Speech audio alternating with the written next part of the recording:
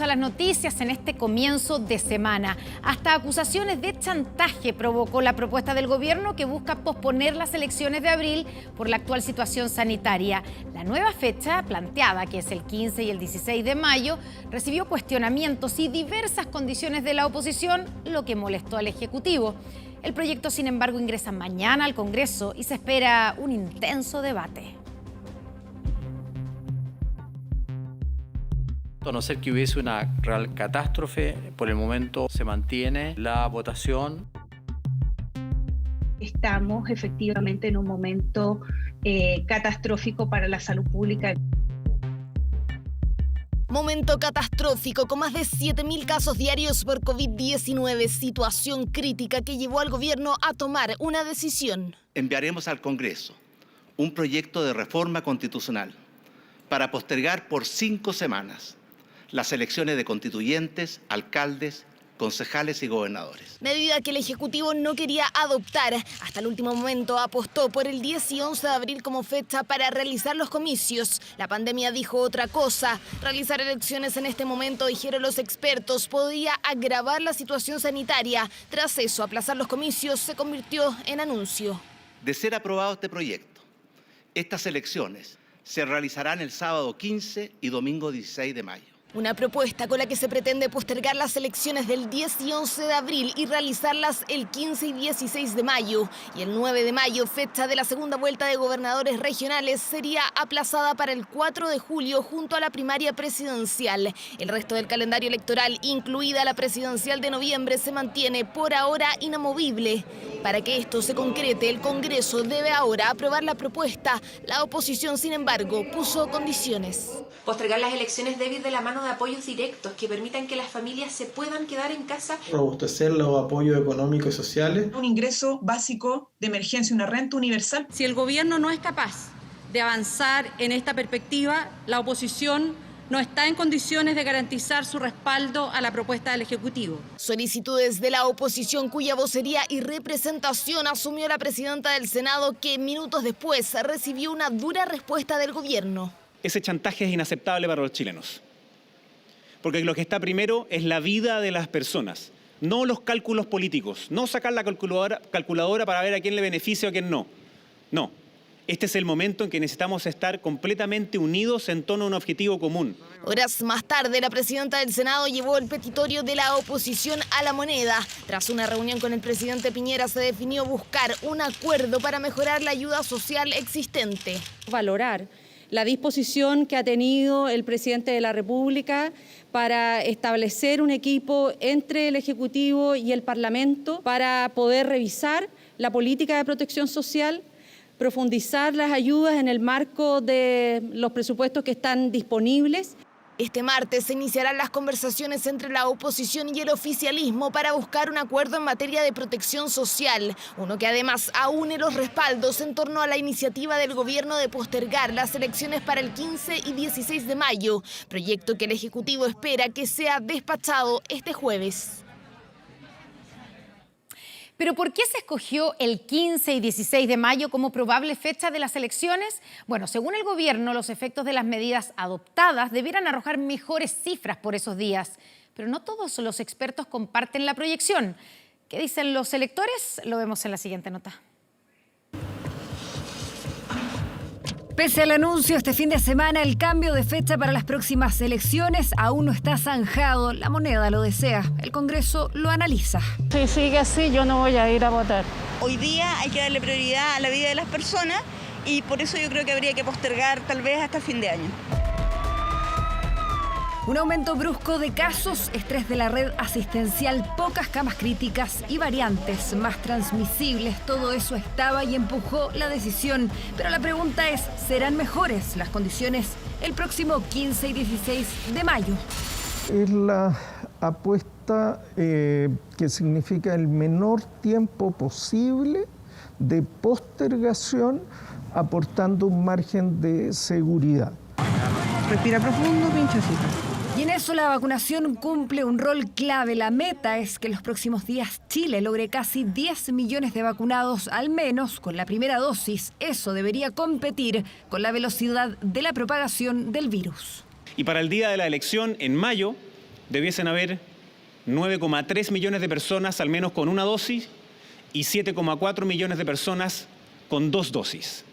Este fin de semana, 16 millones de personas estuvieron en cuarentena y un 72% bajó la movilidad, otro elemento para mejorar el panorama para esa fecha. Pero el mismo Consejo Asesor advierte, no son los únicos factores que importan. Ese periodo que se está ganando implica que el gobierno haga un esfuerzo adicional, vacunar más los días de fines de semana, el mejorar la trazabilidad yendo a domicilio y tratar de tener un lenguaje más claro hacia la población respecto de la situación en la que estamos viviendo.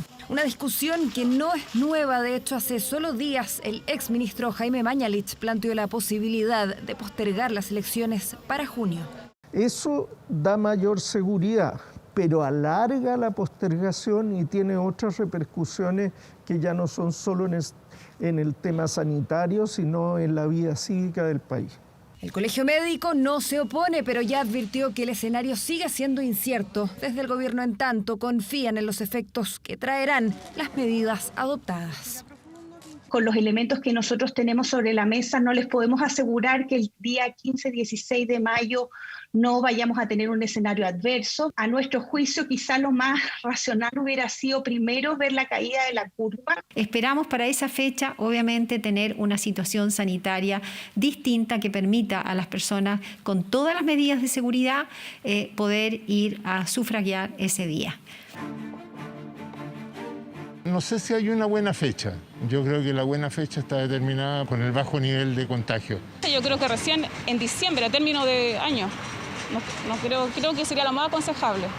La última palabra la tendrá el Congreso. Podrá influir en el nivel de participación. ¿Qué elementos considerarán los electores a la hora de salir a votar? Solo se sabrá ese día. Bueno, y para que el cambio de fecha de las elecciones sea una realidad, se requiere de una serie de modificaciones que provocan interrogantes. Por ejemplo, ¿qué ocurrirá con la franja electoral? ¿O estarán permitidos más recursos para las campañas?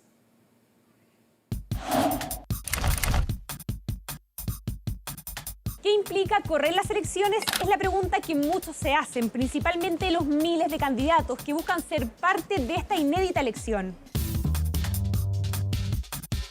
Primero, candidatos endeudados y con problemas para pagar sus créditos previamente comprometidos. En segundo lugar, un estrés electoral inédito con la participación de más de 18.000 candidatos por 3.200 cargos en solo 6 meses. Tercero, la suspensión inmediata de la franja y de la propaganda callejera. Y cuarto, que candidatos presidenciales que se inscriben el 4 de mayo para una primaria, 11 días después están compitiendo por la reelección como alcalde de sus comunas. La ley establece que cada candidato a la constituyente reciba cerca de 1.300 pesos por cada voto recibido en la elección. Estos deben ser entregados 100 días después de los comicios.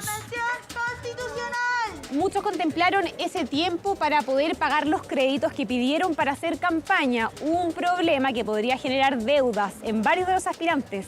Los que tienen mayor financiamiento electoral, los que tienen más aporte, tienen una ventaja por sobre quienes no tienen. Y en casi todos los casos suelen ser candidatos de los partidos políticos y no independientes quienes están liderando las tablas de financiamiento electoral. La franja electoral correspondiente a la elección de convencionales constituyentes. De aprobarse la postergación de las elecciones, la franja, según lo planteado por el gobierno, podría suspenderse y retomarse según la fecha de los nuevos comicios. Han transmitido la franja electoral. Hay otras preguntas que surgen. ¿Qué ocurrirá con los candidatos, muchos de ellos independientes, que tuvieron que recurrir al ingenio y pedir, por ejemplo, permisos sin goce de sueldo para poder hacer campaña? Otra consulta recurrente en las últimas horas. ¿Las candidaturas podrán recibir financiamiento adicional debido a los nuevos plazos? La idea del gobierno se opone a los recursos extras mientras esté suspendida la campaña. Periodo durante el cual solo se va a poder mantener la publicidad física que se encuentra en lugares privados. El 4 de mayo, según la actual legislación, vence el plazo para que quienes quieran participar en la primaria presidencial inscriban sus candidaturas. Yo solamente voy a salir de Providencia si la ciudadanía, en el fondo, decide que yo debiera acceder a otro puesto. Sigo a disposición de las y los recoletanos. Lo que pase se verá después de aquello. Hay nombres de alcaldes como el de Matei y el de Jadwe que se han posicionado como presidenciables. El problema es que si hay una nueva fecha, ese 4 de mayo no solo serán candidatos a la moneda, sino también postulantes a liderar sus municipios. La inhabilidad es que hayan candidatos a cargos diferentes en la elección que se hacen en una misma fecha. Distintas interrogantes que requieren respuesta del Congreso y que esperan zanjarlas esta semana, porque hasta el momento las elecciones siguen fijadas para 12 días más. Bueno, ¿y cómo está la situación, las cifras de la pandemia hoy? Ya llevamos 5 días consecutivos superando la barrera de los 7.000 casos de coronavirus. Hoy día se reportó la cifra, vamos a verla ahí en la curva cómo va evolucionando, 7.247 casos, un poco más bajo de lo que tuvimos el día viernes, con 7.626, que fue la cifra más alta en 9 meses. Es evidente cuando miramos esta curva que los contagios están lejos de disminuir, porque la positividad sigue al alza y cada vez además quedan menos camas críticas. En el Hospital Van Buren de Valparaíso habilitaron un contenedor para descomprimir la morgue. Los pacientes se mueren todos los días por la enfermedad. Pacientes de 30, 40 años que requieren intubarse para poder vivir. Esta ha sido la peor semana de la pandemia en 2021, incluso con cifras que nos están alertando aún más que en el pic del 2020. El colapso de la morgue del Hospital Van Buren es un dramático ejemplo. Hace tiempo que no había pasado eso, más de 4 o 5 pacientes que bajaban fallecidos desde sus lugares, desde la URA, UCI, UCIN. Las autoridades tuvieron que habilitar temporalmente contenedores refrigerados con 12 cupos adicionales para poder recepcionar a los fallecidos. Porque lo que no puede ocurrir es que en algún minuto la cantidad, como ocurrió en otros países en el mundo, la cantidad de fallecidos supere a la capacidad de almacenamiento o de depósito de los hospitales o del servicio médico legal. Las funerarias pidieron a las autoridades extender el horario en los cementerios para agilizar la entrega de los cuerpos y así descomprimir una cadena que hoy está tensionada. El protocolo son 11 sepultaciones que hacen diarias y por la cantidad de fallecidos que están cayendo y acumulándose, porque se acumulan de un día para otro. Un día, y por ser ayer, el sábado hubieron como 10, domingo hubieron 5 más, 15, entonces no hay capacidad. Hemos también oficiado a todas las funerarias, a los cementerios, a poder mostrar la máxima disposición de tal manera que podamos hacer el retiro de manera pronta, de una u otra forma de evitar que en este caso se colapsen las morgues de nuestro hospital. Por quinto día consecutivo en el país superamos la barrera de los 7.000 casos diarios.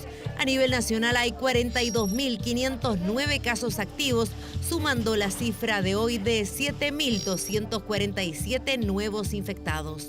El nivel de ocupación de camas críticas no cede y hoy alcanzó un 96%.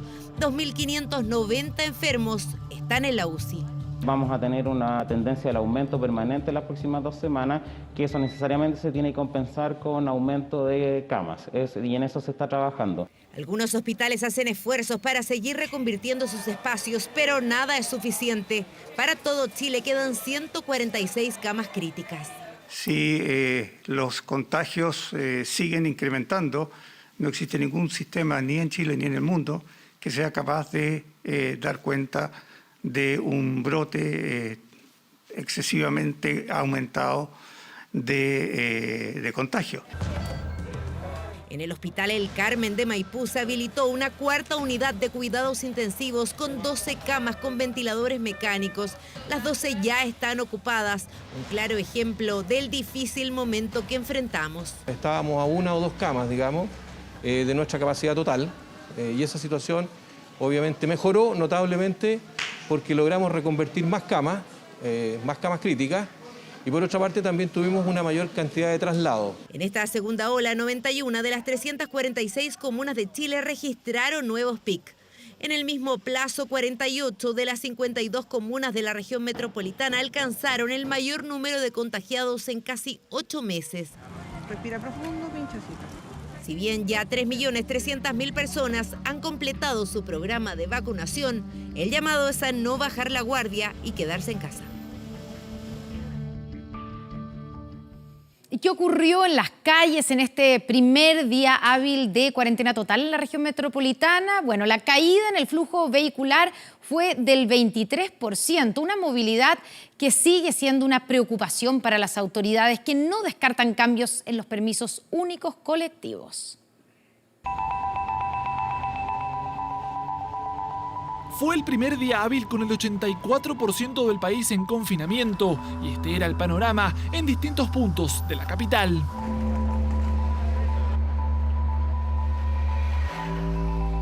Flujo de gente en las calles que generó opiniones divididas. Harta gente, harto auto, pero es que no nos queda otra. Poca gente, no ya como el flujo que había anteriormente. He visto demasiada gente para hacer cuarentena. La verdad las cosas que poca gente. Según datos del Ministerio de Transportes, el flujo vehicular de la capital disminuyó un 23% en comparación con el lunes de la semana pasada, donde 17 comunas estaban en confinamiento, caída que para algunos no es suficiente. Encuentro que hay mucho vehículo, no estamos todos confinados. Que falta todavía, falta que haya más restricción. Igual hay fiscalización, encuentro yo, pero es una locura en realidad. Hay demasiada gente. Yo en la mañana salí a las 7:30 por Panamericana y era un día normal. El transporte público es otro de los puntos donde las altas aglomeraciones preocupan a las autoridades sanitarias. Uno de ellos es el Metro de Santiago, que este lunes tuvo una caída de 28% en el traslado de pasajeros, en comparación con el lunes de la semana pasada. En Metro estamos 70% por debajo de esa carga normal y en los trenes cerca de 60% por debajo. Así que ha habido una reducción muy importante. Movilidad que preocupa y sigue siendo evaluada por las autoridades. Tenemos que hacer un análisis del punto de vista de números de cuántos permisos únicos colectivos se sacan. Estamos fiscalizando que las personas que están trabajando en comunas en cuarentena cuenten con su permiso único colectivo. En cuarentena, cada persona posee 2 permisos de desplazamiento a la semana. Primer día hábil de confinamiento y este era el escenario. Filas en las unidades policiales por la caída de la comisaría virtual. Están las páginas caídas, así que tuve que ir personalmente acá. Y me encontré con estas filas, pero al principio estaba un poco lenta y ya está avanzando más rápido. La caída desde las 9 de la mañana, aproximado. Entonces no podía hacer nada. El día de hoy en la mañana tuvimos una intermitencia en nuestra plataforma comisaría virtual, pero fue superada aproximadamente a las 10:30 horas. Esta intermitencia solo fue en relación al permiso de desplazamiento general. Así fue el panorama este fin de semana. Las autoridades valoraron la disminución en los desplazamientos, una situación que esperan se replique en los próximos días. Durante el fin de semana la movilidad disminuyó en un 72%.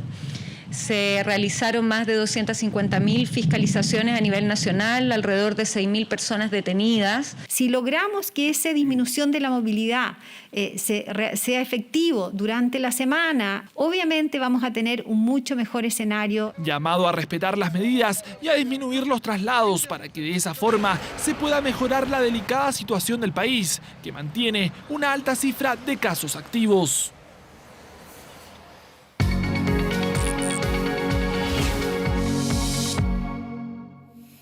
Y como todos los lunes ya estamos monitoreando el COVID-19 con el doctor Ugarte. Doctor, buenas noches. Buenas noches, Connie. ¿Cómo estás? Partamos bien, pues. Queremos saber cómo está la situación en las UCIs hoy día. Sabemos, ¿cierto?, que esto va mejorando o empeorando cada día o cada minuto incluso. A esta hora, ¿cuál es la situación de ocupación de las camas UCI, doctor? Bueno, se sigue manteniendo con una situación muy estrecha.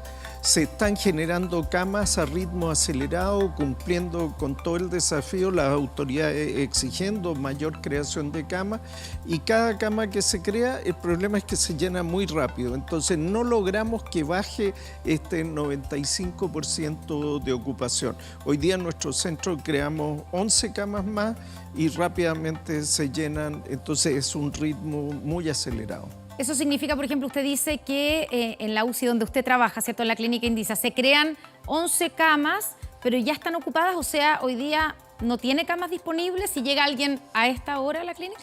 O sea, queda 1, 2 camas y ahí vamos dando altas, moviendo para que puedan ingresar más pacientes. pero eso mismo que está ocurriendo en mi centro está ocurriendo en los diferentes centros a lo largo del país. Es tratar de aumentar al máximo y rápidamente se vuelven a llenar. Y eso significa que cuando estamos hablando, además, doctor, usted lo ha explicado, ¿cierto?, de un 95% de ocupación es el promedio nacional. Eso significa que hay lugares en nuestro país, hay centros asistenciales donde no hay camas. Exactamente, significa que hay muchos lugares sin cama y que no solo eso, significa que la gente queda en las salas de urgencia esperando por una cama.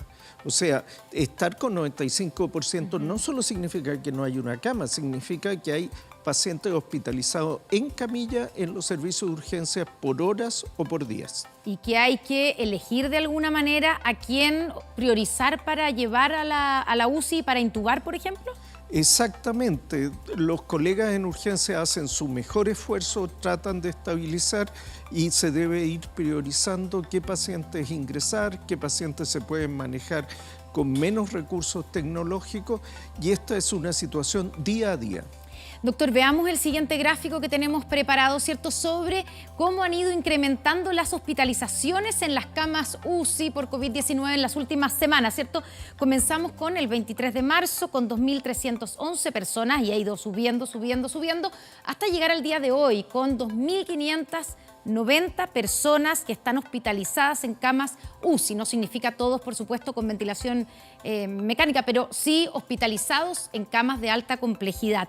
Ese número es el mayor de toda la pandemia desde que empezamos, o sea, en este criterio de utilización de camas UCI, ¿nunca habíamos estado peor? No, y lo que ocurre es que además hay un adicional de camas de otras patologías que se ha agregado. Entonces, la cantidad de camas críticas totales en el país es lo mayor que se ha tenido en la historia del país, incluyendo en el primer periodo de la pandemia, y con un porcentaje de pacientes COVID muy importante. Esto significa un esfuerzo extraordinario. Un esfuerzo extraordinario, pero que además no solamente significa reacondicionar y lograr habilitar camas, sino que también tener un equipo médico que pueda atender esa cama. Y eso es un problema hoy día, ¿o no, doctor? 1 de cada 4 profesionales y funcionarios está fuera de funciones. Después de un año de soportar esta carga, han caído víctimas de enfermedades, estrés, presión psicológica muy importante. Los restantes 3 no solo tienen que atender las camas que atendían inicialmente, sino estas camas que se han duplicado o triplicado con respecto a lo inicial. No es posible descartar que alguno de esos 3 funcionarios que nos quedan pueda enfermar también por la sobrecarga del trabajo. Doctor, anoche vimos, ¿cierto?, y escuchamos al presidente de la República anunciar, ¿cierto?, que se cambiarían las elecciones, fue básicamente por recomendación del comité asesor, ¿cierto?, por razones sanitarias, para el día 15 y 16 de mayo. ¿Es posible pensar que para esa fecha, o sea, 5 semanas más, las condiciones sanitarias van a estar mejor que hoy día y por lo tanto va a ser posible realizar las elecciones? La verdad es que plantearse un horizonte a mediados de mayo es poner el mínimo plazo posible con la esperanza de tener algún resultado.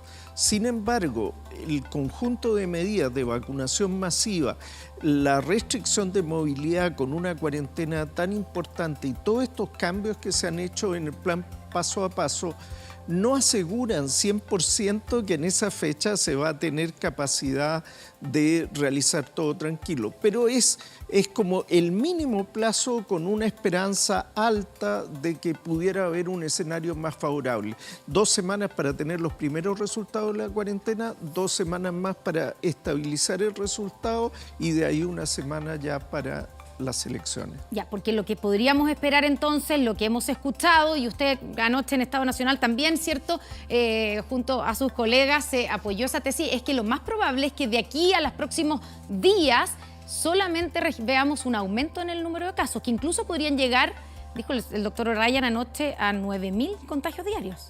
Efectivamente, 9.000 o superar los 9.000 casos en las próximas 2 semanas es un escenario medianamente pesimista, pero pragmático. Ya, o sea, pesimista, pero posible. posible.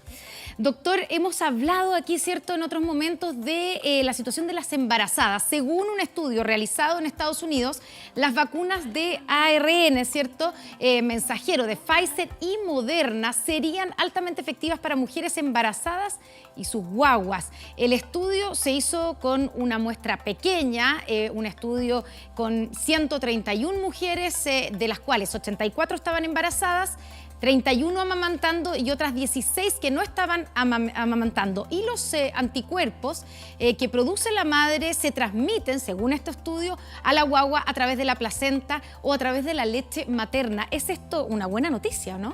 Es una buena noticia porque una de las inquietudes es ¿de qué modo podemos proteger a los niños? Segunda pregunta es cómo alcanzar la inmunidad de rebaño si dejamos fuera a las madres embarazadas, a las nodrizas y a los niños.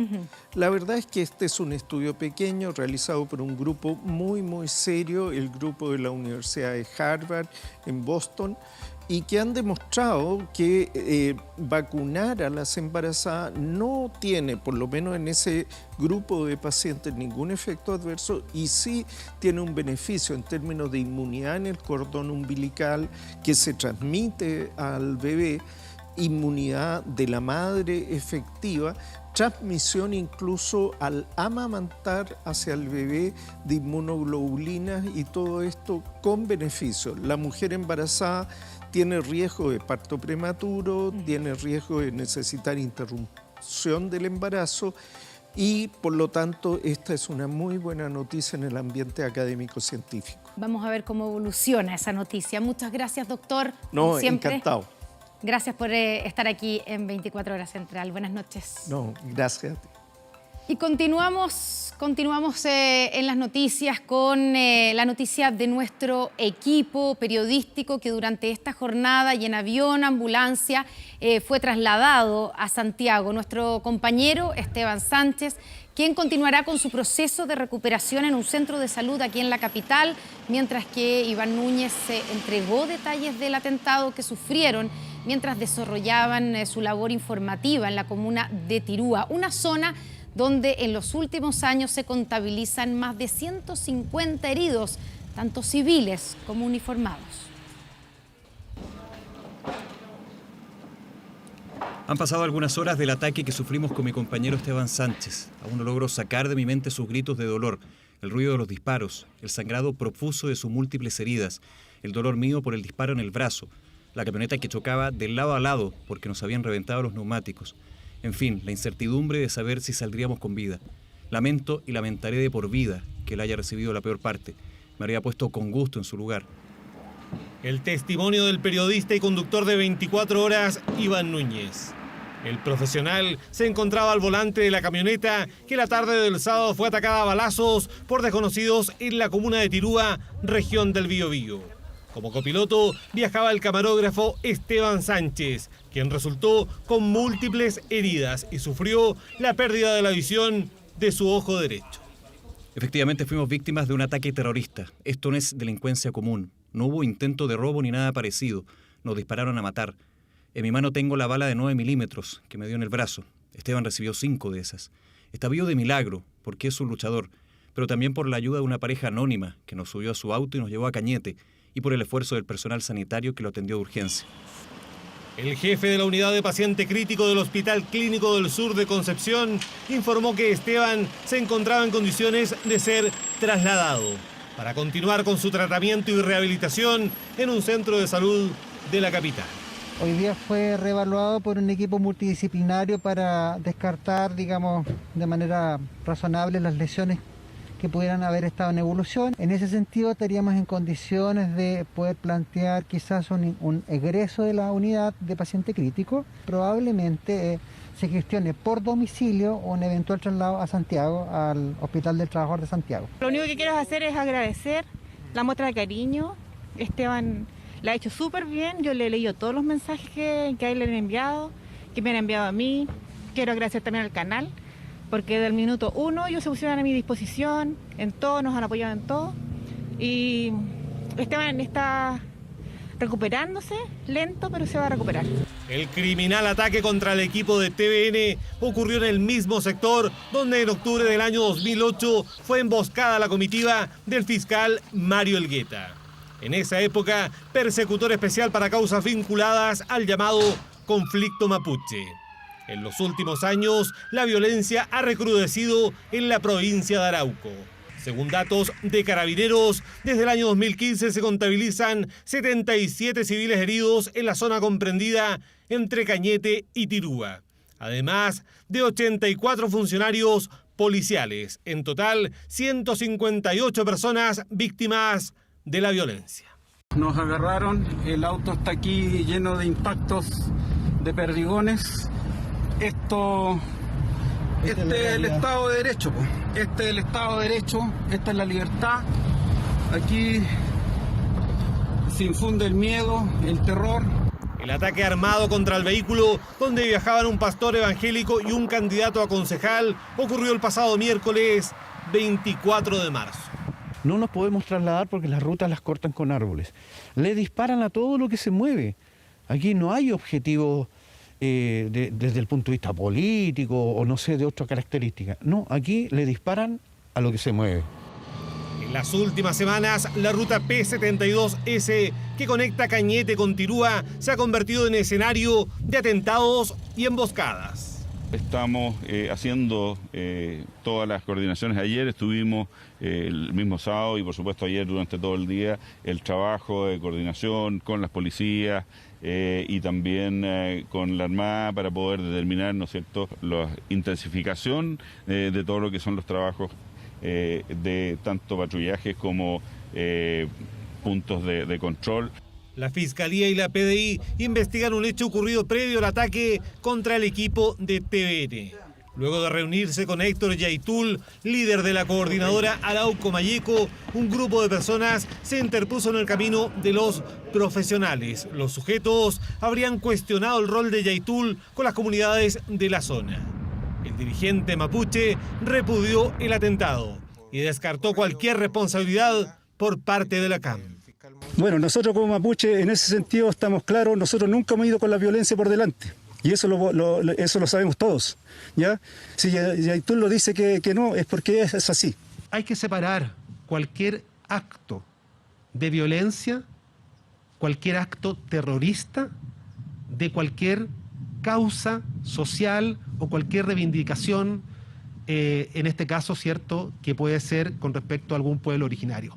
Esa separación tiene que ser clara. Nuevo atentado, ahora contra un equipo periodístico, en una zona donde el último tiempo se ha registrado una peligrosa escalada de violencia. Y aquí en la capital, pese a sus desesperados gritos, una mujer no pudo evitar que delincuentes le robaran su auto este fin de semana en Maipú. La seguidilla de estas encerronas ha llevado a algunas víctimas a pintar sus vehículos lo más coloridos posible como un último recurso para evitar los asaltos. Veamos. Apenas alcanzó a estacionar su auto en la Villa Los Héroes de Maipú, esta mujer fue abordada con violencia por 5 delincuentes que a empujones la sacaron del vehículo.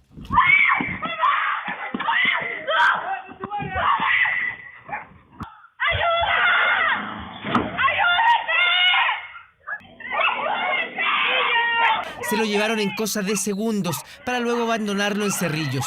Un nuevo portonazo que solo aumenta una lista de asaltos tan violentos como impactantes.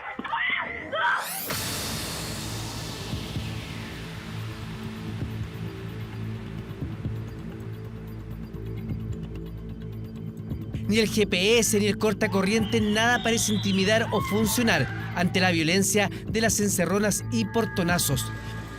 Por eso, un grupo de conductores decidió pintar sus autos, pero pintarlos lo más llamativo posible. Un intento desesperado para que no se los roben. Sufrí una encerrona en Santiago y sí, con balazo me sacaron del auto. Andrea sufrió una encerrona con extrema violencia. Le costó mucho volver a tomar el volante y por eso decidió pintar su auto lleno de colores con la esperanza de que eso ahuyente a los delincuentes. Pienso que así por lo menos los ladrones van a, entre un auto pintado y uno que no, que es más fácil de encontrar, les va a costar más, se lo van a pensar 2 veces. Marcela comenzó pintando los espejos y la puerta del combustible. Se mueve sola por Chicureo y tiene miedo. Empezaron la encerrona, a robar en el supermercado, entonces ya no es tranquilo andar por las calles. Con una forma de diferenciarlo para que los ladrones no le atrajera el auto común y corriente. En todo este proceso empezamos a vivir esta realidad de la delincuencia, los portonazos empezaron en aumento y se fue transformando de a poco en una herramienta, o sea, como una vía de escape para la gente, que me empezaron a cotizar, empezaron a preguntar, oye, ¿cuánto vale pintar un auto? Me encanta tu arte, pero me gustaría además pintarlo porque tengo miedo. Son al menos 3 los autos pintados con este estilo en el lado norte de Santiago. Un diseño y una visibilidad que no tiene contraindicación a la hora, por ejemplo, de sacar la revisión técnica. Si una persona quiere cambiar el color de su vehículo o bien agregar diseños, los que sean, lo puede hacer. Lo que es importante es que debe informarlo al registro civil de tal forma de que quede registrado en el padrón del vehículo. Me siento más segura porque es más vistoso, la gente, es muy, como lo ven tanto, no sé, pienso que para ellos es algo que les juega en contra. Andrea aún vive las secuelas de una violenta encerrona. Por eso decidió pintar así su camioneta, una medida desesperada ante un delito que se volvió demasiado habitual. Aunque no hay cifras exactas, se estima que cada año 60.000 mujeres abortan clandestinamente en nuestro país. A continuación conoceremos los testimonios de 3 de ellas. Francisca, Stephanie y Carolina forman parte de una red de acompañamiento y contención que creó un grupo de chilenas para apoyar a las mujeres que deciden interrumpir su embarazo fuera de las 3 causales que permite la ley. Conscientes de que abortar clandestinamente es un delito y también en muchos casos un riesgo para sus vidas. El reportaje Las Dulas del Aborto es de Verónica Moscoso y Jimena González. Fue una batalla de décadas. Argentina fue el último país en aprobar el aborto. En el país vecino, las mujeres mayores de 16 años pueden interrumpir voluntariamente su embarazo hasta la semana 14 de gestación, sin ser enjuiciadas. Esta está con todo, fecha de vencimiento 2023. Ya. En Chile solo se puede abortar si peligra la vida de la madre, si el feto es inviable o si hubo una violación. Pero lo cierto es que cada día hay mujeres que cometen un delito, lo hacen a escondidas y en silencio, poniendo en riesgo sus vidas. Se habla de 60.000 abortos clandestinos cada año. En otros países ocurre sin el riesgo de morir.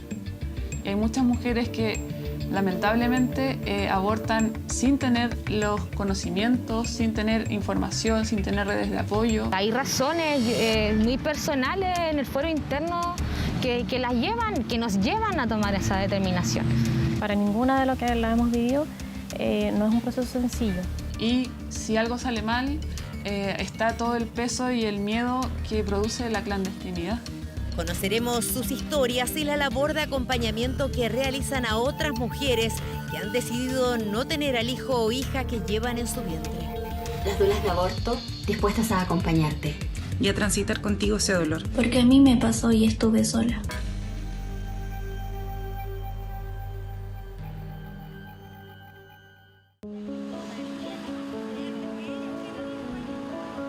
Stephanie está totalmente consciente que cometió un delito, pero quiere compartir su experiencia y poner en el tapete un tema del que muy pocos se atreven a hablar, el aborto clandestino. Yo me estaba cuidando con el método anticonceptivo del anillo, que era así como el boom del momento y no funcionó. Tenía un hijo y no estaba en condiciones de tener otro. Sabía de una amiga que había abortado y yo le pedí a ella el contacto del chico que es el que distribuye acá en la región.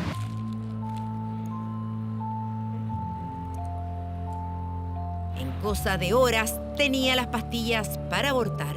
¿Sabes qué? Mi amiga me dio tu contacto. ¿Tienes miso? Sí, te manda así como 5 pastillas intravaginales, tanto, 6 pastillas, tantas lucas, 12 y una cantidad de dinero ridículo. ¿Cuánto? Pucha, 180 en ese tiempo.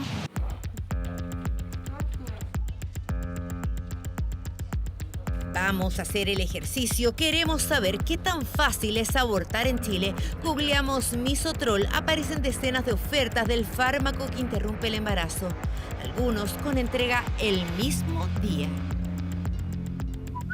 Hola, una amiga me dio tu teléfono. Quiero saber si tienes pastillas para vender y si podría comprarlas. Hola, sí tengo. ¿Cuántas semanas tienes? 4. ¿Nos podemos juntar mañana? Bastó un intercambio de mensajes para concretar el encuentro. Nos citan a una estación de metro, nos piden 60.000 pesos. Mira, me pasaron 60, ¿está bien? Sí. ¿Y estas cómo tú le explicaste cómo es? Sí, ella, yo lo que le calculé tiene 6 semanas, ya 6 semanas y algo, y no se hace nunca antes de la 7ª. O sea, tiene que esperar un poquito. Ojalá que lo haga este fin de semana. Nos entrega unos instructivos y nos dice que está disponible 24/7 para acompañarnos en todo el proceso. También nos explica las razones que la llevan a vender estos fármacos pese a ser ilegal. De verdad no me gano muchas lucas con la venta porque las pastillas son caras, pero en realidad es como el acompañamiento, hay que hacerlo bien, ¿cachai? Porque por eso mismo a muchas les falla por el desconocimiento. Muchos vendedores venden para 4, para 5 semanas, para 6 semanas y no tienen idea que no sirve.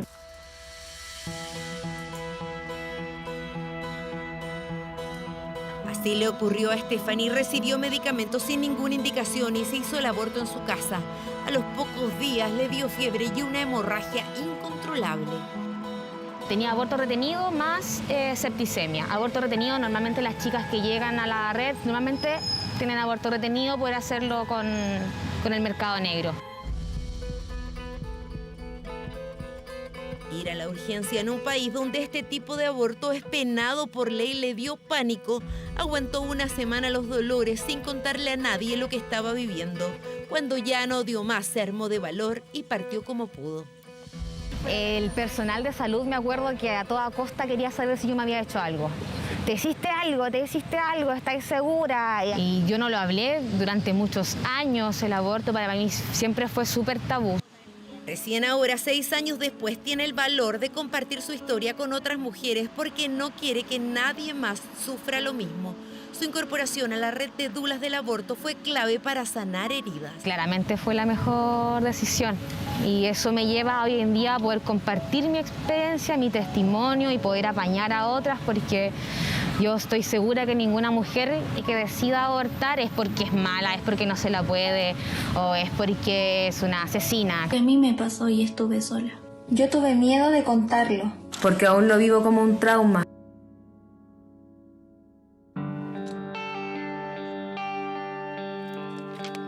La red de dulas del aborto se dedica a acompañar a las mujeres en este proceso, contención espiritual y emocional antes, durante y después para evitar que cometan errores que pueden poner en riesgo su vida. Idealmente desde que la persona descubre el embarazo, ya puede ser 4 semanas, 5, dependiendo. De todas las edades, fíjate, incluso menores de edad que sus mamás sí están como al tanto de, y también mujeres de 40 años. Cada experiencia es única y cada una tiene un motivo para tomar esta determinación.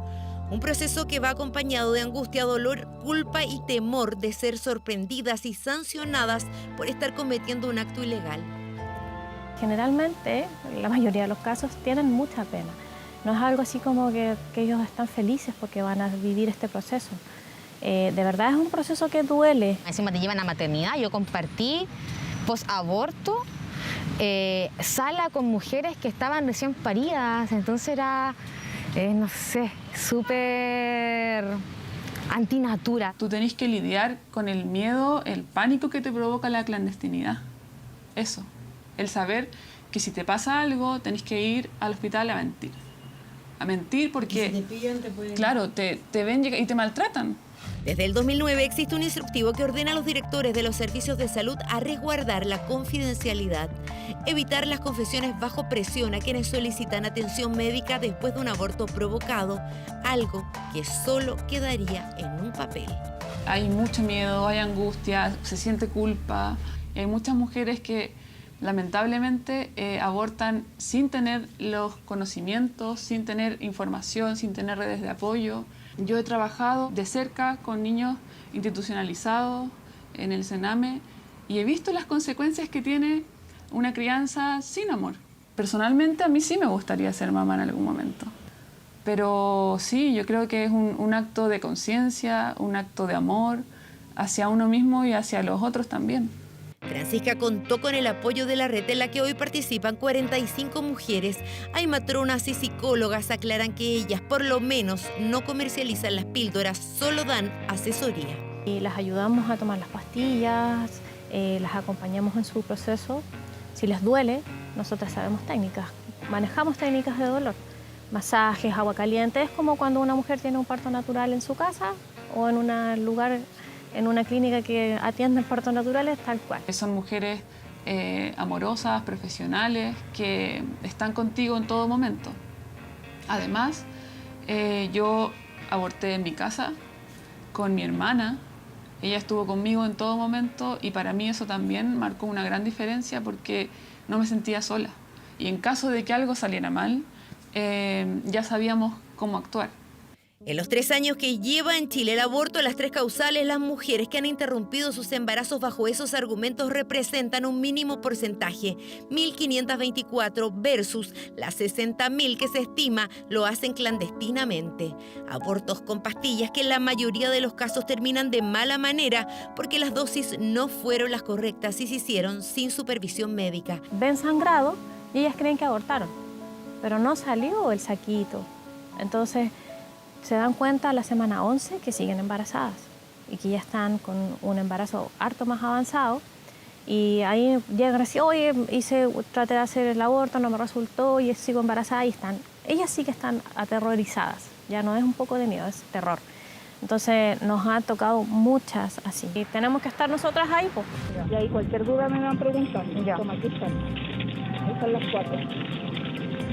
Esta está con todo, fecha de vencimiento 2023. Finalmente logré comprar las pastillas por 60.000 pesos. Pude comprar 4 pastillas que la misma vendedora me explicó un poco cómo poder usarla y ella misma también me dice que nos puede orientar en el fondo para poder tener más seguridad a la hora de hacer este procedimiento. Pero ¿quién nos asegura que lo que tenemos en nuestras manos es la dosis que corresponde? El riesgo siempre está y todos sabemos que con la salud no se juega. No sabemos si en verdad lo que las personas compran es misoprostol. Entonces, las personas que hoy día se ven obligadas o se ven compelidas al uso de misoprostol en forma clandestina no están protegidas. Y esa es nuestra principal preocupación, de los riesgos de salud, infección, hemorragia, consulta tardía, pueden llevar a graves compromisos de la salud de una persona, incluso la vida. Hay estimaciones que hablan de que en Chile cada día serían 165 abortos. Solo llegan a la justicia los casos que presentan complicaciones y de ellos solo un 8% termina en una condena. El aborto todavía es delito en Chile. Creo que es difícilmente punible las personas que venden pastillas, pero eventualmente podrían ser perseguibles. Otra cosa es que las condenen, podrían ser perseguibles a título de cómplice del delito de aborto. Que se legalice el aborto no obliga a nadie a abortar, pero sí resguarda y asegura que las mujeres que sí desean interrumpir un embarazo lo hagan de manera segura, porque todas conocemos a una amiga, a la compañera de no sé quién, a la amiga de mi amiga, que han abortado. Las mujeres hemos abortado hace miles de años y vamos a seguir abortando.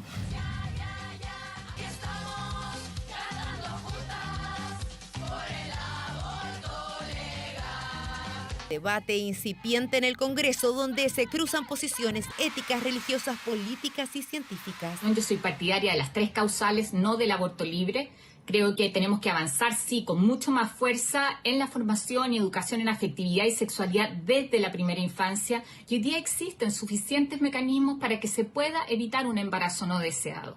Ninguna mujer puede estar en riesgo y poner en riesgo su vida, su integridad y su seguridad por no tener las herramientas por parte del Estado para tomar una decisión tan difícil como esa. No es que queramos que las mujeres aborten, sino que queremos protegerlas y asegurarnos de que aquellas que toman la decisión de interrumpir su embarazo por alguna razón lo hagan de manera segura y no sean criminalizadas por ello. Obviamente es un tema que debe ser reconocido por el Estado y debemos hacernos cargo. ¿Y por dónde partimos? Por la educación. No podemos seguir cerrando los ojos y pretender que el problema no existe. Y frente a la negligencia, por ejemplo, de los laboratorios, como fue el caso de las pastillas con falla de fabricación, la opción de abortar no estaba contenida en la actual ley.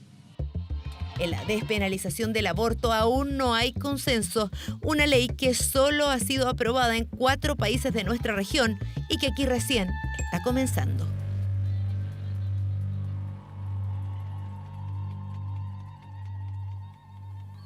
Y estas imágenes están causando impacto en el mundo, en un caso muy parecido al de George Floyd. ¿Se acuerdan? Lo vimos en 2020 en Estados Unidos. Bueno, ahora una mujer salvadoreña murió asfixiada por la policía en México. Las repercusiones de esta historia en la nota de Franco Ferreira.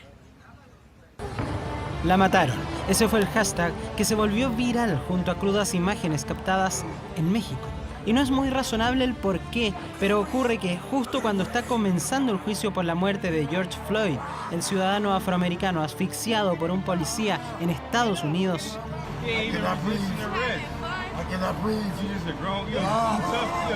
la conmoción en México se abre por otra muerte de una mujer este fin de semana en las mismas condiciones que George Floyd. Ocurrió el sábado en Tulum, balneario del Caribe mexicano, donde esta salvadoreña, Victoria Esperanza Salazar, es reducida por 4 agentes de seguridad pública tras recibir denuncias por desórdenes de parte de vecinos del lugar. Se trata de un caso de brutalidad policíaca grave. La detienen, es una mujer de 39 años, de origen salvadoreño. Ella tenía visa humanitaria del gobierno de México, llegó como refugiada desde el año 2018, tenía 2 hijas. La secuencia deja escuchar algunos gritos de la mujer antes de resultar muerta, o como sin eufemismos lo señala el propio presidente mexicano. Fue brutalmente tratada y asesinada.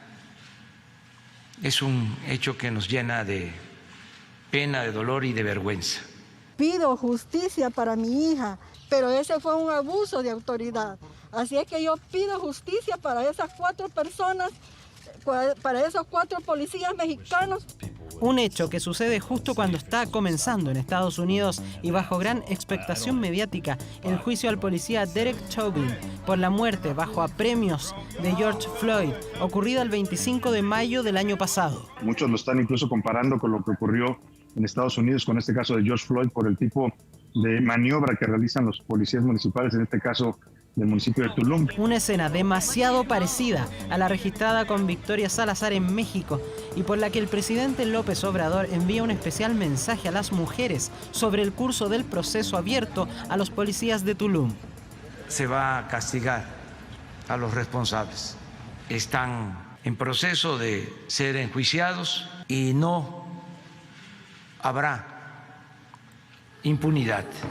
Mensaje que cobra particular fuerza cuando justo tras la muerte de esta mujer en México parte el juicio por una muerte idéntica sufrida un año antes por George Floyd en un procedimiento que desafortunadamente vemos se sigue repitiendo.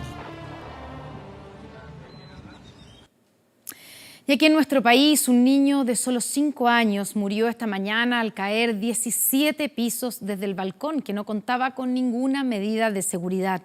El accidente ocurrió justo en el momento en que ninguno de sus padres estaba en el departamento. Fueron solo minutos de descuido.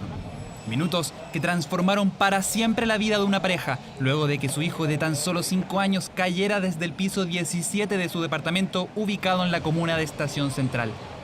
El niño se precipitó por el balcón del edificio, el que no contaba con ninguna malla de seguridad, y según la investigación preliminar de la Policía de Investigaciones, se habría encontrado sin la compañía de un adulto al momento del accidente. El padre, quien estaba a cargo del cuidado de su hijo mientras la madre trabajaba, habría bajado a la recepción del edificio para entregar artículos de aseo a un repartidor, lo que forma parte de su emprendimiento. Se demoró 5 minutos en ese trámite y cuando lo estaba terminando vio que las personas corrían hacia el estacionamiento y escuchó de un accidente. Al llegar al departamento se percató que su hijo no estaba y bueno, ahí constató que el hijo había caído por la ventana. Hecho que genera aún mayor preocupación, considerando que la mayoría de las ventanas de este edificio no cuenta con mallas de seguridad, medida básica para evitar este tipo de accidentes. Que el valor es muy alto de las mallas, entonces una malla que no sea de buena calidad tampoco te va a servir. Los propietarios del apartamento deberían poner ese punto, porque aquí de verdad hay muchos niños, la mayoría son todos niños. Falta de protección que pudo evitar lo ocurrido durante este lunes. Historia que, lamentablemente, no es un hecho aislado. La malla de protección anticaídas de la terraza cedió, propició el accidente. Como le sucedió a Luis Astorga, joven de 18 años que cayó de su departamento en Vitacura. Accidentes domiciliarios que entre 0 y 9 años aparecen como la primera causa de muerte. Con valores que varían entre los 30.000 y los 50.000 por ventana, las mallas de seguridad son un estándar básico para la prevención de este tipo de accidentes. Pero, ¿en qué hay que fijarse para saber el estado de la rejilla? La exposición al sol, la humedad y el viento son algunos de los factores que hay que considerar al preocuparse por el estado de las mallas. La recomendación de los expertos es consultar con la misma empresa que hizo la instalación, por lo menos una vez al año. Sin embargo, su vida útil no pasa de los 3 años. En los balcones, eliminar aquellos objetos que puedan generar una escalada de los niños, como también eliminar cualquier objeto que les resulte atractivo a la curiosidad de los niños. Mientras, una familia entera lamenta la pérdida de su único hijo. Accidente que nuevamente pone en la palestra la importancia de las medidas de seguridad dentro de los edificios en altura. Esta vez, de la peor manera posible. Una tragedia la del niño allá en Estación Central. Les recordamos que a partir de las 22 horas Televisión Nacional está autorizada para transmitir programas para mayores de 18 años. Frontera Global.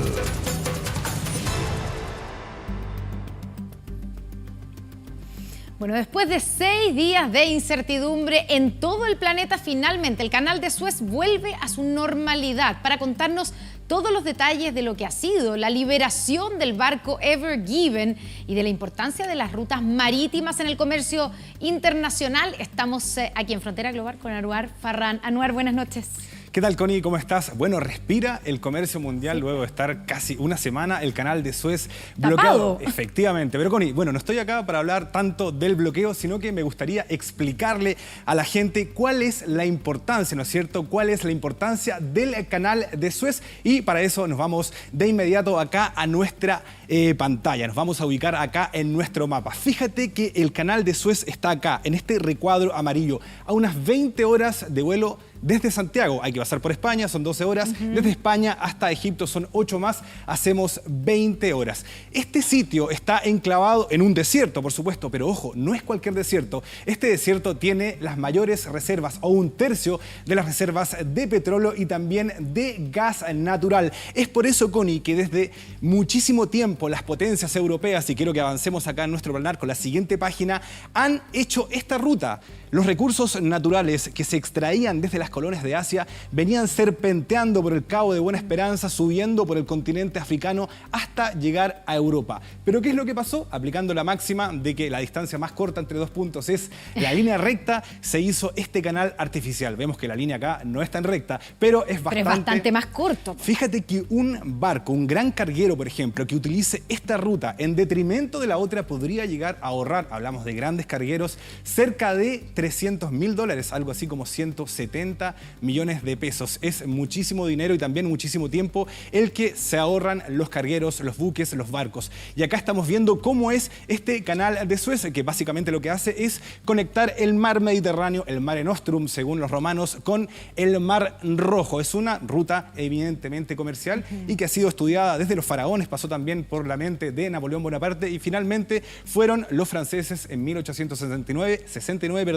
quienes construyeron con el beneplácito beneplácito de los egipcios este canal. Vamos a nuestra siguiente página para seguir explicando, ¿no es cierto?, las dimensiones de este canal. En la siguiente página es bastante angosto, ya vamos a ver sus medidas. En la siguiente página aquí estamos viendo cómo es el canal. Fíjate que el largo de este canal artificial es de 193 kilómetros. Se recorre aproximadamente en 14 horas. Es un tránsito lento porque son casi 200 kilómetros. Y fíjate que en su parte más angosta tiene 200 metros. Es por eso que los barcos, la anchura de los buques no puede ser superior a los 75 metros. Si no, ocurre lo que hemos visto durante esta semana, se puede bloquear este canal. Es muy fácil bloquearlo, efectivamente, afectando el comercio mundial. Fíjate que se calculaba en 9.000 millones de dólares diarios las pérdidas por este atolladero que había acá en el canal de Suez. Y fíjate que, bueno, ahora te voy a aportar otro dato, 19.000 buques por año y cerca del 12% del comercio marítimo mundial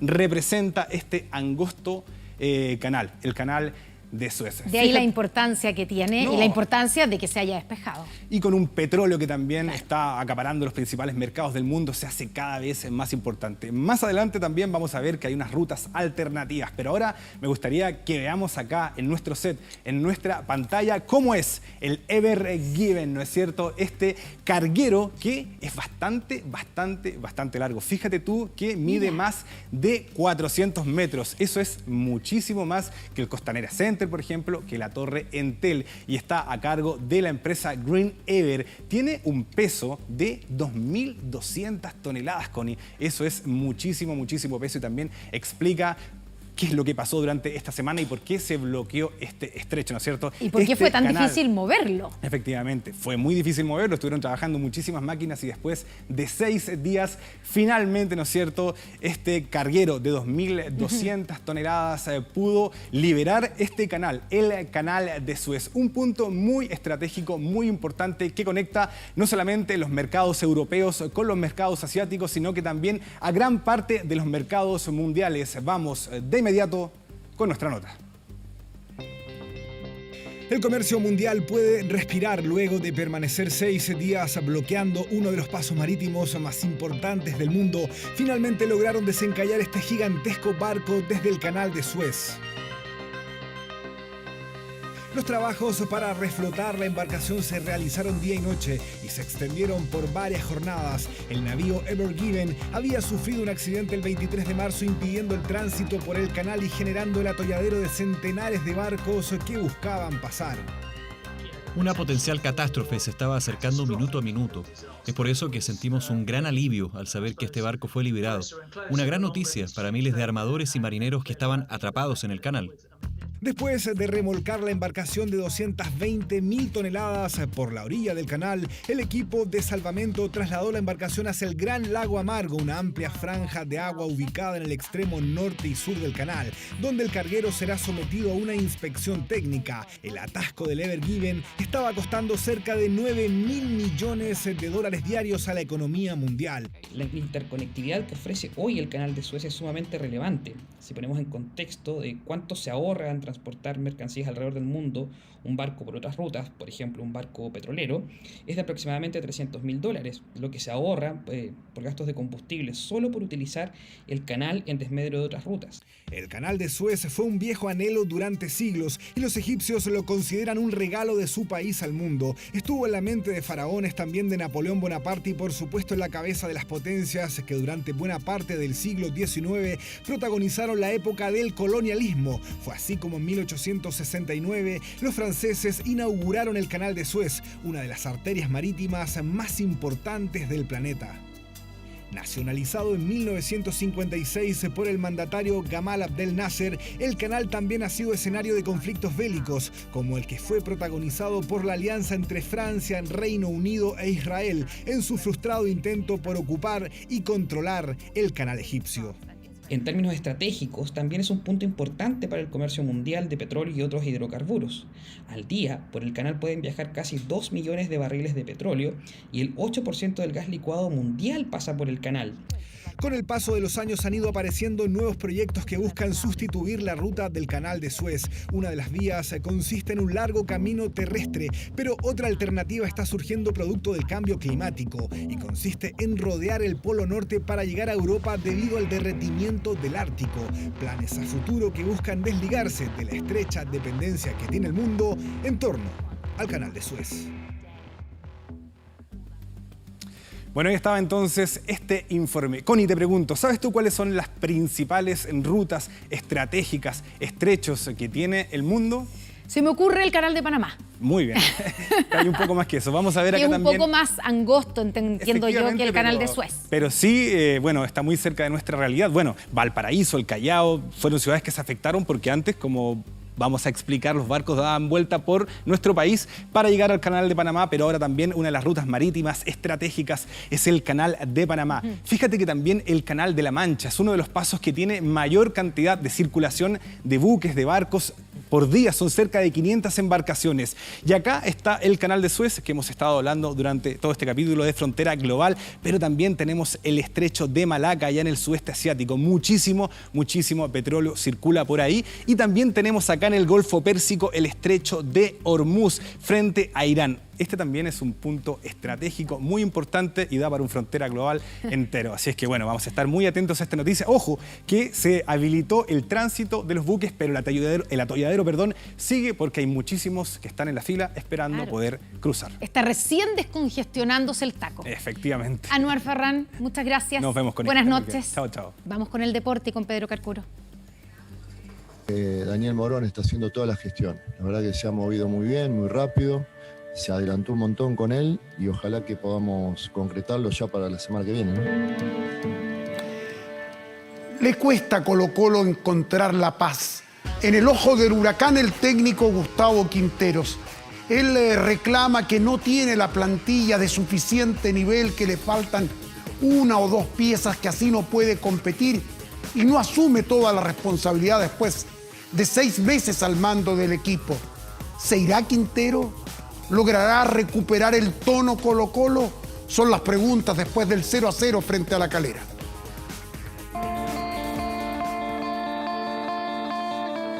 Necesitamos reforzar la defensa y reforzar arriba.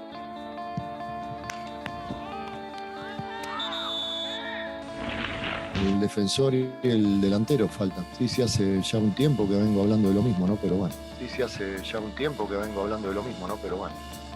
Espero que llegue lo antes posible. Una nueva tormenta acecha con llegar al Estadio Monumental.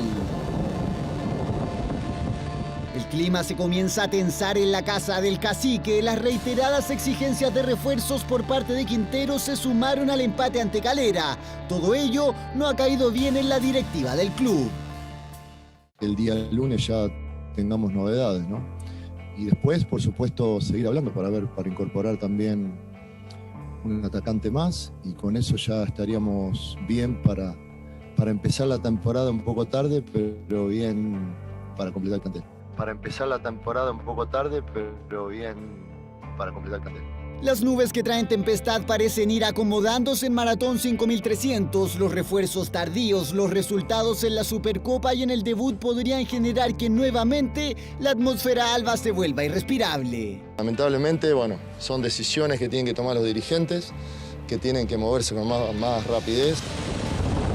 Los primeros truenos ya se escucharon en el Monumental y quien también los percibió y muy de cerca fue Harold May Nichols. Quinteros ha criticado de forma indirecta a su gestión. Incluso ahora con Daniel Morón a la cabeza, el estratega asegura que las negociaciones van mucho más rápido. Tenemos relación directa con Daniel Morón y él está haciendo todas las gestiones de la mejor manera. Se adelantó un montón, desde que llegó él se ha adelantado las charlas, negociaciones con el defensor. Yo creo que está casi todo arreglado. Pareciera que la tormenta se avecina en Colo-Colo, el técnico descontento y roces que no le han gustado nada, lo propio para parte de la directiva. ¿Estarán los días contados para que llegue la tempestad y también para Quinteros? Y la polémica estalló el viernes a eso de las 9 de la noche. Apenas salió publicada la nómina de la selección chilena para jugar contra Bolivia, como era de esperar. Claudio Bravo, capitán. ¿Qué pasó con Vidal? Publicó un monito durmiendo que muchos interpretaron como la insatisfacción de Vidal por esta nominación. Hoy ha dicho el rey, el King Vidal, el King Arturo, ha dicho que él se refería a que los partidos de la selección se jugaban muy tarde, por eso publicaba el monito durmiendo. Habrá que creerle al rey, ¿no es cierto? Esta imagen fue la que encendió todo, la historia de Instagram que publicó el Rey minutos después de que se confirmara la formación titular de Chile ante Bolivia, en la que Claudio Bravo figuraba como capitán. La capitanía es una situación de un brazalete puntual, el liderazgo es compartido. Pero Vidal al parecer no pensaba lo mismo, se ganó las críticas por su supuesto enojo por la capitanía de Bravo. Con el pasar de las horas, siguió subiendo imágenes, videos y también reflexiones. Disfruta hoy de la vida. El ayer ya se ha ido y el mañana puede que nunca llegue. Pero cuando creíamos que Vidal optaría por olvidar la polémica, sorprendió con esto. ¿Por qué los partidos del fútbol chileno son tan tarde? Se preguntó el King minutos antes del duelo entre Ñublense y Universidad Católica, un partido que comenzó a las 19:30 horas de Chile, es decir, pasada la medianoche en Italia. Y si volvemos a la primera publicación, la que inició la polémica, el duelo de Chile ante los altiplánicos comenzó a las 22 horas, o sea, el King tenía que esperar el puntapié inicial a las 3 de la madrugada. Una explicación que le permite salir jugando tal y como lo hace en la cancha. Con esta publicación se puede entender ese enojo del rey que desató la controversia.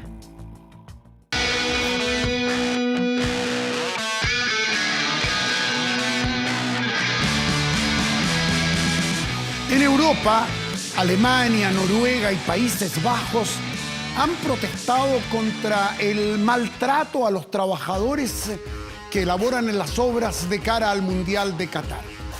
El problema es que esto tiene cara a boicot.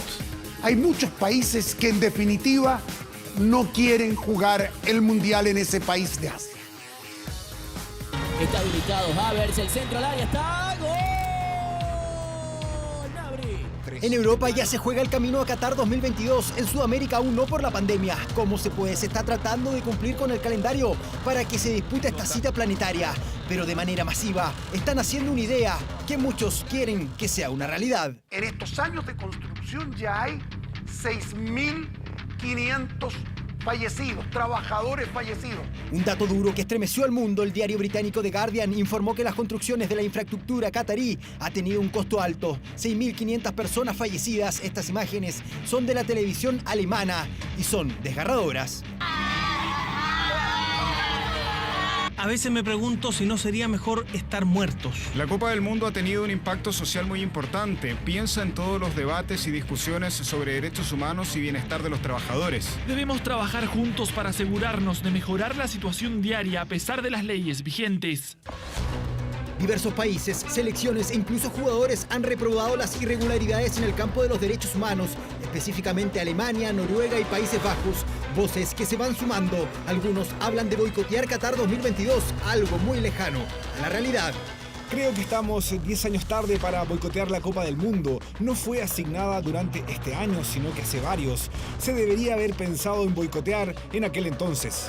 Sabemos que los obreros que construyen los estadios trabajan en condiciones muy difíciles. No podemos ser insensibles y no hacer nada. Un mundial que quedará marcado por polémicas previas, por trabajos que costaron miles de vidas y por una elección marcada por acusaciones de corrupción. Qatar 2022 en la mira.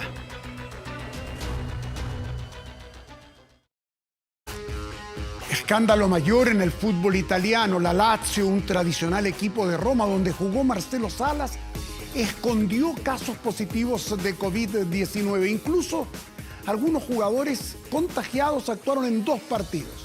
Multa de 150.000 euros. 7 meses de castigo para el presidente de la Lazio e incluso la posibilidad de un descenso directo. Escándalo en el calcio. El coronavirus remeció la liga italiana al revelarse una trampa y engaño protagonizado por un equipo de la Serie A. Tras meses de investigación, salió a la luz que Lazio falsificó los resultados de test positivos con el virus. La compañía fue acusada de violar las regulaciones federales y no cumplir con los protocolos de salud existentes. Una situación que se arrastra desde octubre de 2020, fecha en la cual el equipo italiano escondió el resultado positivo de COVID-19 de 8 de sus jugadores. Jamás hubo cuarentena y así enfrentaron al Torino y Juve mientras estaban contagiados. Un hecho delicado que deja fuera de sus funciones por 7 meses a su presidente Claudio Lotito. La Sociedad Deportiva Lazio, tras el pronunciamiento de la sentencia de primer grado de justicia deportiva, anuncia que apelará estas decisiones. A Lotito se suman 2 médicos del equipo con 12 meses de castigo y 150.000 euros para el club. Un acto que impacta a toda Italia en medio del rebrote del virus mortal en el viejo continente.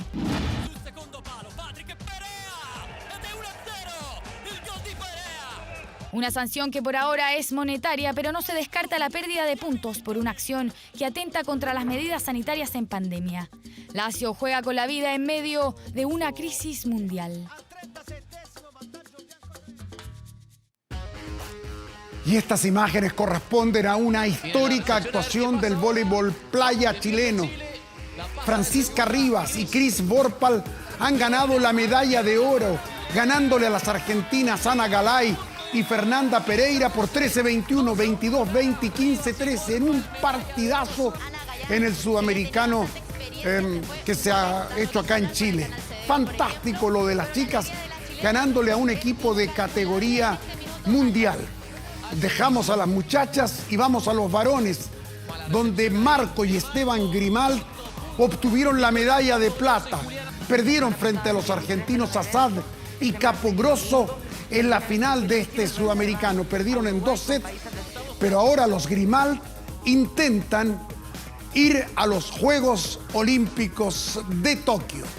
Ha terminado el bloque deportivo. En un instante, Connie continúa con las noticias.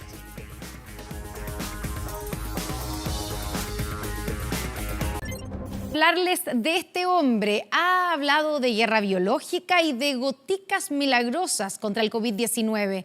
Ahora, en medio de una delicada situación sanitaria en su país, el presidente de Venezuela propuso intercambiar petróleo por vacunas.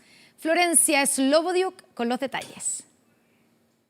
Que el coronavirus puede ser una cepa creada para la guerra biológica. Parar este brote de contagios que nos ha venido del virus colombiano. Fue confrontada la molécula con el virus del COVID-19, dando como resultado la aniquilación al 100% del virus COVID-19. Puedo presentar la medicina que neutraliza el 100% del coronavirus, el Carbativir, mejor conocido como las goticas milagrosas. Frases polémicas que durante los últimos meses ha dicho el presidente venezolano Nicolás Maduro en relación al coronavirus. La última de ellas ya genera debate. Petróleo por vacuna, estamos listos y preparados. Petróleo por vacuna, pero no le vamos a mendigar a nadie. Se trata de un curioso intercambio para conseguir casi 3 millones de vacunas en un país donde no hay avances en la inoculación. Solo han llegado 750.000 dosis para más de 28 millones de habitantes y Maduro vetó el arribo de casi 3 millones de vacunas de AstraZeneca por los posibles efectos colaterales. La falta de fondos para comprar vacunas lo ha llevado a esta opción de intercambiarlas por barriles de petróleo.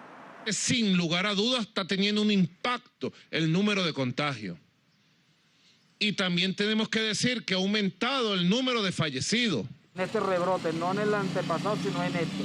Que he tenido compañeros, pues como te dije, que ya fallecieron por el coronavirus por este rebrote. Ciertamente existe, es un virus que está alborotado, es un virus que tenemos que respetar. Una medida desesperada justo cuando el gobierno, con el argumento de la llegada de la cepa brasileña al país, se ha visto obligado a decretar cuarentena total cuando el país tiene el 96% de las camas hospitalarias ocupadas. Y aquí en nuestro país, este lunes, la Corte Suprema ratificó la sentencia que autoriza la realización de cultos religiosos, acogiendo el recurso de protección presentado en contra del Ministerio de Salud, que prohibía las ceremonias eclesiásticas. Así lo determinó el máximo tribunal, que falló a favor de la petición y ordenó permitir la asistencia a cultos religiosos en comunas que se encuentren en cuarentena, aunque bajo los parámetros y aforos del plan paso a paso. De esta manera, se autorizó el poder realizar reuniones y otras actividades en recintos cerrados o al aire libre, siempre respetando los máximos establecidos en cada fase. En cuarentena serían 5 personas como máximo. Pausa, ya estamos de vuelta con más aquí en 24 Horas Central.